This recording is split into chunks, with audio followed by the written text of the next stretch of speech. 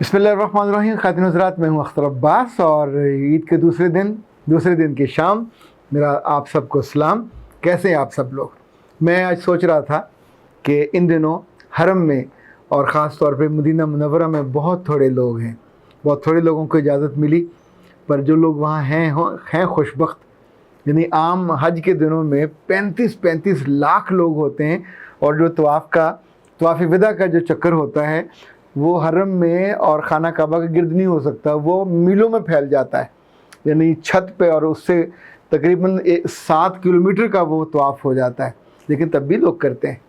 ऐसे जिन खुशबख्तों को मौका इन दिनों मिल रहा है अल्लाह के रसूल सल्लल्लाहु अलैहि वसल्लम के पास जाने का, उन्हें इस्लाम करने का, देखिए ये तो खुशबख्ती है और उसी को मिलती है जिसको रब इजाज़त देता है, अपने यहाँ बुलाता है, फिर अपने महबूब के यहाँ भिजवाता है। बहुत साल पहले जिन दिनों हज़रत उमर की खिलाफत थी, तो एक दफ़ा अल्लाह के रसूल के यहाँ वो हाज़िर हुए और दुआ करने लगे। तो अचानक उन्होंने देखा कि एक अराबी कहते हैं जो बद्दू हो, पढ़ा लिखा ना हो, जिसको कोई दीन का इल्म ना हो, एक नाफहम आदमी, ना तराशिंदा जिसे कहते हैं ना, जिससे तराशा हुआ ना हो, तो वो वहाँ रो रहा हो ज़ारो कतार और दुआ कर रहा हो और कह रहा हो, ए अल्लाह, ये तेरा दोस्त है और ये तेरा सबसे बेहतरीन दोस्त है। एक तेरा दुश्मन है, वो शैतान है, और एक तेरा बंदा है जो मैं हूँ।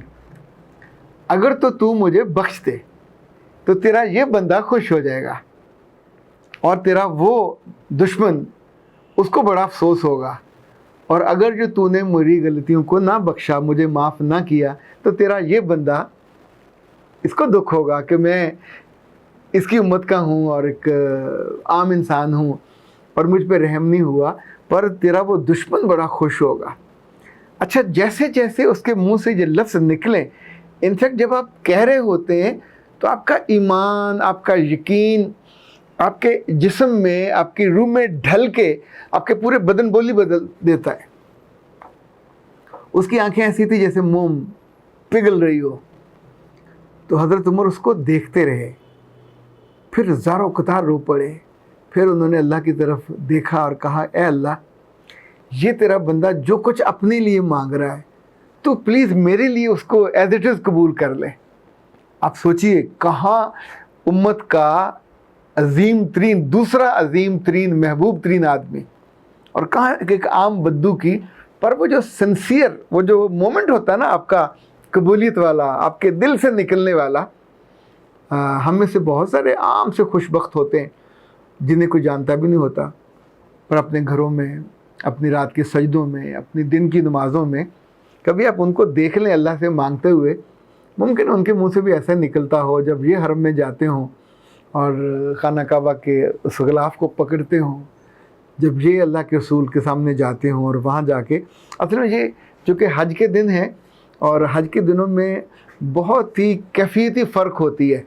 बहुत से लोग हैं जिन्हें खाने पीने से फुर्सत नहीं होती, बहुत से लोग हैं जो इस तकरीब को, इस त्यौहार को एक आम सा त्यौहार समझते हैं। मिसेज़ सबारिया ने पूछा कि सर, मैं नहीं जानती, अपने बच्चों को मैं क्या बताऊं कि हज की इम्पोर्टेंस क्या है। फरहान कासिम ने कहा कि मैं भी बहुत सारी चीज़ें अपने बच्चों को और बीवी से शेयर करना चाहता हूं, मैं कहाँ से लूँ।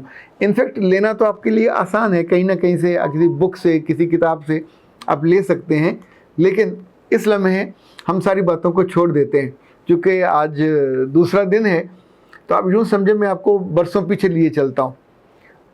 हज से एक, यानी हज आमतौर पे ज़ुल्हज का 9 तारीख को होता है, कुर्बानी 10 को होती है। तो जो 10वीं सदी थी हिजरत की, अल्लाह के रसूल का आखिरी हज था, तो आखिरी हज वाले दिन उन्होंने खुतबा दिया। कहा जाता है कि 1,24,000 या 1.25 लाख के करीब लोग थे जो उस मौके पे मौजूद थे और अल्लाह के रसूल की बातों को मुकब्बर आगे से आगे बयान कर रहे थे, तो आखिर तक पहुंच रही थी।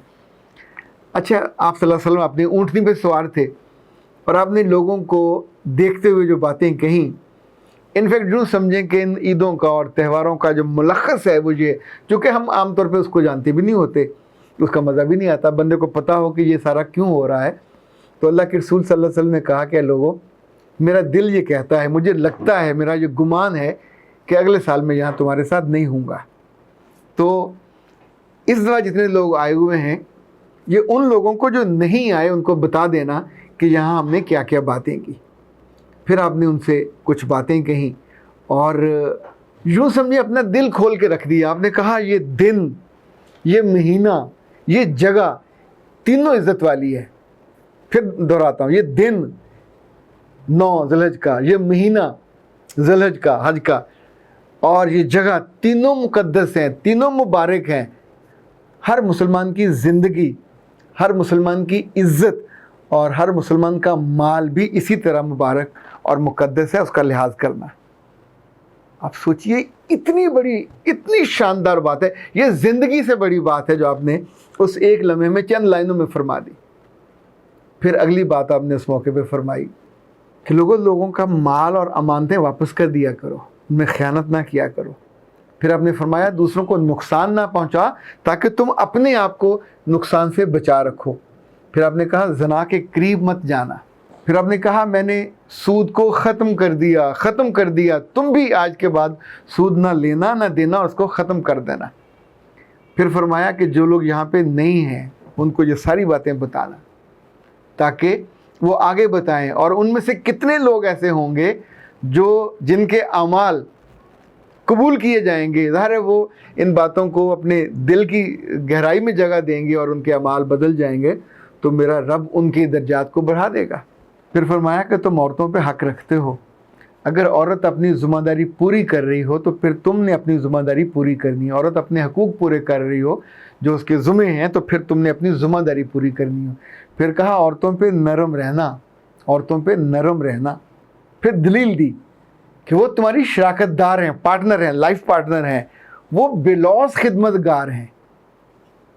یعنی بنا لالچ کے، بنا مطلب کے، جیسے آپ ہر عورت اپنے میاں کی زندگی کی اور کامیابی کی دعائیں کسی لالچ میں تھوڑی مانگ رہی ہوتی ہے. پھر فرمایا کہ اللہ کی ذات میں کبھی کسی کو شریک مت کرنا. 5 نمازیں پوری ادا کرنا، زکوٰۃ ادا کرنا، جب حج تم پہ واجب ہو حج ادا کرنا استطاعت کے ساتھ، روزے پورے رکھنا.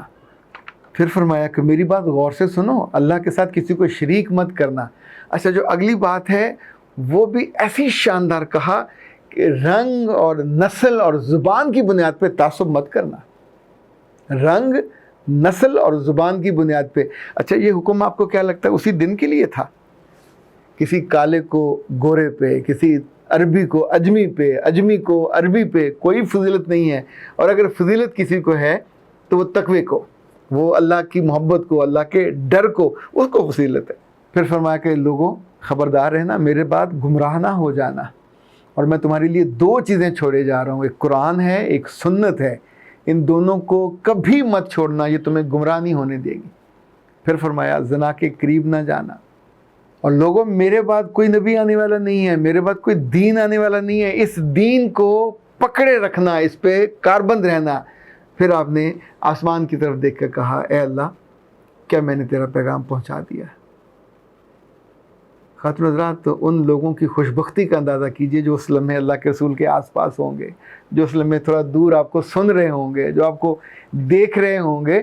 اور آپ کی جو کیفیت ہوگی، جیسے انسان اپنی زندگی کا مشن مکمل کرنے کے بعد، اس کی تکمیل کے بعد اپنے مالک سے ہوتا ہے ہم کلام اور پوچھتا ہے سر میں نے آپ کا کام کر دیا نا، جس کام کے لیے آپ نے مجھے بھیجا تھا. تو محمد صلی اللہ علیہ وسلم نے پھر اس موقع پہ اللہ سے یہ کہا، پھر لوگوں سے گواہی لی کہ لوگوں میں نے جو میرے ذمہ کام تھا کیا میں نے تم تک پہنچا دیا.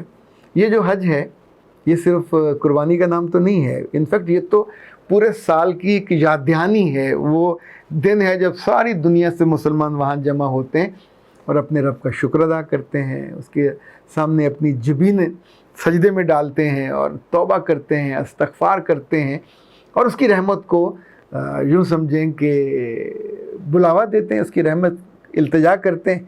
کوئی اس بدو کی طرح ہوتے ہیں جو رو رو کے کہتے ہیں کہ اللہ یہ تیرا بندہ، یہ تیرا محبوب، وہ تیرا دشمن اور میں تیرا عام سا بندہ.